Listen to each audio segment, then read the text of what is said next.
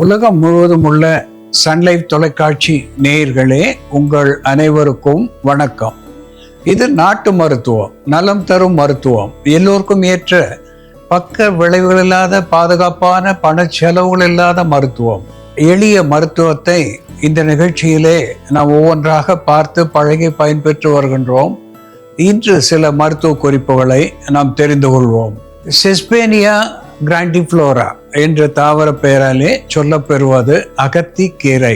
இந்த அகத்திக்கீரை ஒரு அற்புதமான மருந்தாக நாம் உணவுக்கு பயன்படுத்துகின்றோம். ஒரு ஆன்டி ஹெல்மின்டிக் என்கின்ற வகையிலே வயிற்று பூச்சிகளை வெளித்தள்ளக்கூடியதாகவும், உடலுக்கு குளிர்ச்சி தரக்கூடியதாகவும், எலும்புகளுக்கு பலம் தரக்கூடியதாகவும் அகத்தி விளங்குகிறது என்பதை அறிவோம்.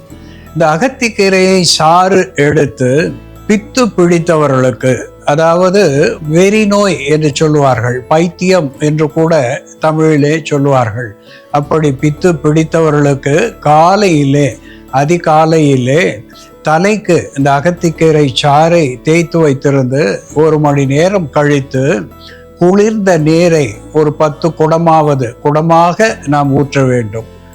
நாம் சிறிய பாத்திரத்தில் எடுத்து ஊற்றுவதை விட குடமாக 10 குடங்கள் ஊற்றி வருகின்ற நிலையிலே நாளடைவிலே இந்த பித்து என்பது தெளிந்து, வெறி என்பது தடிந்து, அவர்களுக்கு புத்தி சுவாதீனம் என்பது மிக சிறப்பாக அமையும் என்பதை சுட்டிக்காட்ட விரும்புகின்றேன்.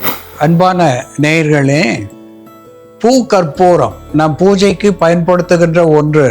அந்த பூங்கற்பூரத்தை வாங்கி தூளாக்கி 4 அரிசி எடை அளவுக்கு எடுத்து அதை கொத்துமல்லி சாறு, 4 அரிசி எடை பூங்கற்பூரம், அதனோடு கொத்துமல்லி சாறு சேர்த்து ஒரு சேர கலந்து வைத்து கொண்டு, இந்த எபிஸ்டாக்சிஸ் என்று ஆங்கிலத்திலே சொல்லக்கூடிய சில்லி மூக்கிலே இருந்து குருதி கொட்டுகின்ற நிலை, இப்படிப்பட்ட நிலையிலே இந்த கற்பூரமும் கொத்துமல்லி சாறும் கலந்த மருத்துவத்தை ஓரிரு சொட்டுக்கள் மூக்கிலே விட்டு வருவதனாலே உடனடியாக மூக்கிலிருந்து இரத்தம் வடிவது நிற்கும் என்பதை மறத்தல் ஆகாது.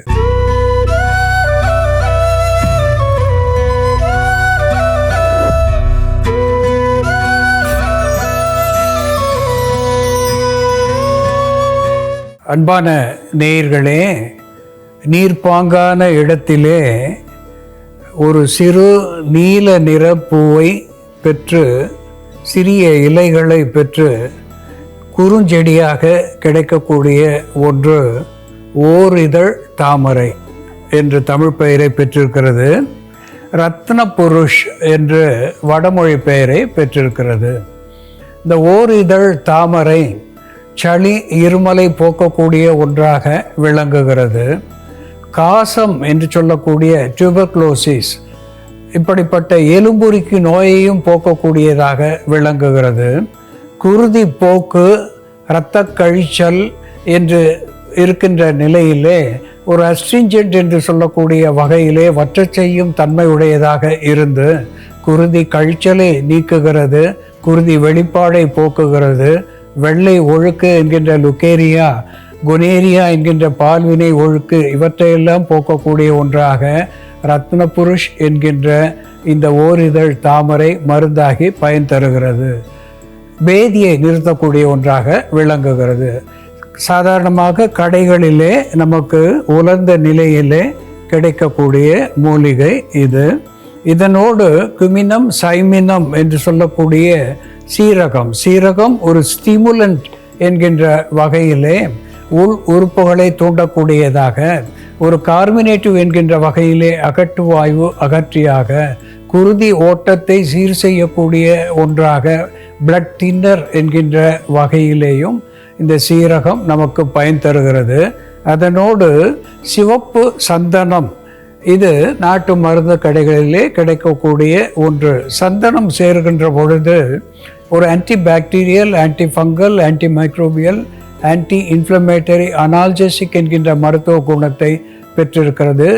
உறுப்புகளுக்கு குளிர்ச்சியை தரக்கூடியதாக விளங்குகிறது. ஒரு கிருமி நாசினியாகவும் சந்தனம் விளங்குகிறது. ஓரிதழ் தாமரையோடு சீரகமும் சந்தனமும் சேர்ந்து எப்படி மருந்தாகிறது என்று செயல்முறையிலே பார்ப்போம் வாருங்கள்.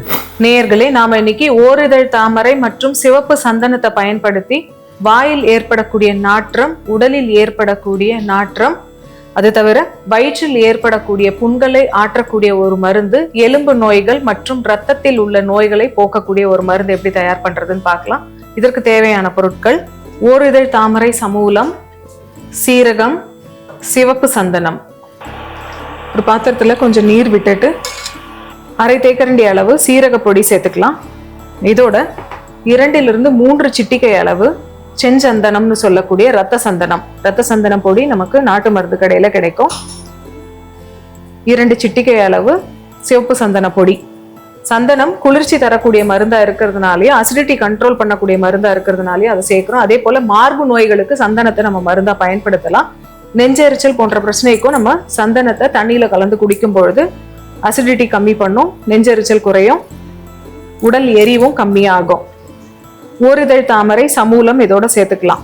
ஓரிதழ் தாமரை பவுடராகவும் கிடைக்கும், நமக்கு சமூலமாகவும் கிடைக்கும். எது வேணா பயன்படுத்தலாம். அதோட எல்லா பாகங்களையுமே வேரோட சேர்த்தே நம்ம அப்படியே தண்ணியில கொதிக்க வைக்கலாம். இந்த மருந்து நம்ம தொடர்ந்து எடுத்துக்கும் பொழுது உடல் உஷ்ணத்தினால் ஏற்படக்கூடிய நோய்கள் கட்டுப்படும். உடல் உஷ்ணத்தினால் ஏற்படக்கூடிய சிறுநீர் தாரை எரிச்சல், நரம்புகளில் ஏற்படக்கூடிய எரிச்சல், கண் எரிச்சல் போன்ற பிரச்சனைகளும் கம்மியாகும். அதே போல மார்பு நோய்க்கும் இதை நம்ம மருந்தா பயன்படுத்தலாம். செஸ்ட் டைட்னஸ், செஸ்ட் பெயின் போன்ற பிரச்சனைகள் அடிக்கடி ஏற்படுபவர்கள் இந்த மருந்தை தொடர்ந்து எடுத்துட்டு வரும் பொழுது படபடப்பு தன்மை கம்மியாகும். நெஞ்சில் ஏற்படக்கூடிய வலி படிப்படியா குறைய ஆரம்பிக்கும்.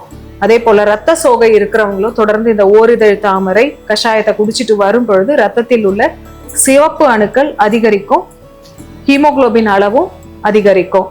ஓரிதழ் தாமரை, சிவப்பு சந்தனம் மற்றும் சீரகம் சேர்த்து கொதிக்க வச்சிட்டு இருக்கோம். உடல் உஷ்ணத்தினால ஏற்படக்கூடிய நோய்களுக்கு, குறிப்பா கிருமி தொற்றுனால ஏற்படக்கூடிய எலும்பு சம்பந்தமான நோய்கள், ஆர்த்ரைட்டிஸ் போன்ற பிரச்சனைகளுக்கும் இதை எடுத்துக்கலாம். அதே போல எலும்பு உருக்கி நோய்க்கும் இதை நம்ம மருந்தா பயன்படுத்தலாம். இந்த மருந்து இப்போ தயாராயிடுச்சு, இதை வடிகட்டிடலாம். ஓரிதழ் தாமரை, ரத்த சந்தனம் மற்றும் சீரகம் சேர்ந்த இந்த பானம் காலை மாலைன்னு 2 வேளையும் பருகிட்டு வரும் பொழுது மார்பு நோயை சரி செய்யக்கூடிய மருந்தாகவும், உடல் எரிச்சலை தணிக்கக்கூடிய மருந்தாகவும், உடல் உஷ்ணத்தை தணிக்கக்கூடிய மருந்தாகவும் செயல்படும். அதே போல வாயில் ஏற்படக்கூடிய நாற்றம், உடலில் ஏற்படக்கூடிய நாற்றத்தை கட்டுப்படுத்தக்கூடிய மருந்தாகவும், எலும்பு மற்றும் இரத்தம் சம்பந்தமான நோய்களை தீர்க்கக்கூடிய மருந்தாகவும் இது செயல்படும். அன்பான நேயர்களே, ரத்ன புருஷ் என்று சொல்லக்கூடிய ஓரிதழ் தாமரை, சீரகம், செஞ்சந்தனம், இனிப்புக்காக வெல்லமோ அல்லது தேனோ கலந்து ஒரு பானமாக நாம் செய்து வைத்து கொண்டு அந்தி சந்தி என்று 2 வேளை சில நாட்கள் பருகி வருகின்ற பொழுது மேக நோய்கள் என்று சொல்லக்கூடிய, மேகம் என்று சொன்னால் ஒழுக்கு என்று பொருள் பெறும். வெள்ளை ஒழுக்கு, லுக்கேரியா, கொனேரியா என்கின்ற பால்வினை ஒழுக்கு, இவற்றை போக்கக்கூடியதாக விளங்குகிறது.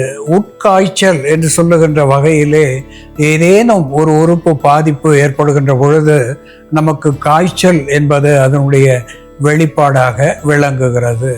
வாயிலே கசப்பு ஏற்படுவது, நமக்கு ஜுரம் இருப்பது போல ஒரு உணர்வு ஏற்படுவது, இப்படிப்பட்ட நிலையிலே உடலுக்கு குளிர்ச்சி தரக்கூடியதாக இது விளங்குகிறது.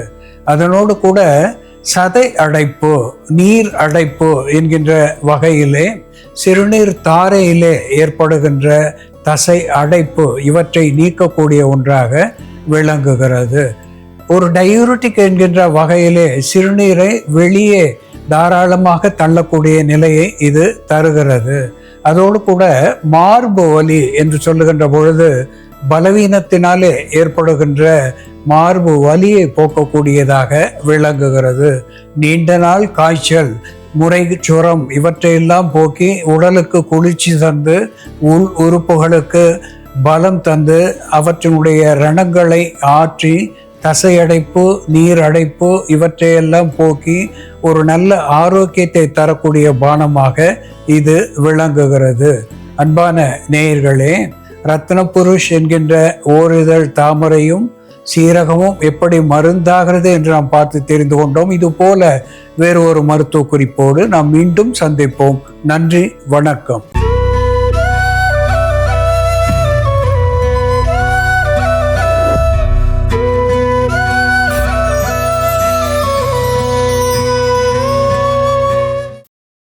இன்னும் பல வீடியோக்களை காண சன்லைஃப் சேனலை சப்ஸ்கிரைப் பண்ணுங்க.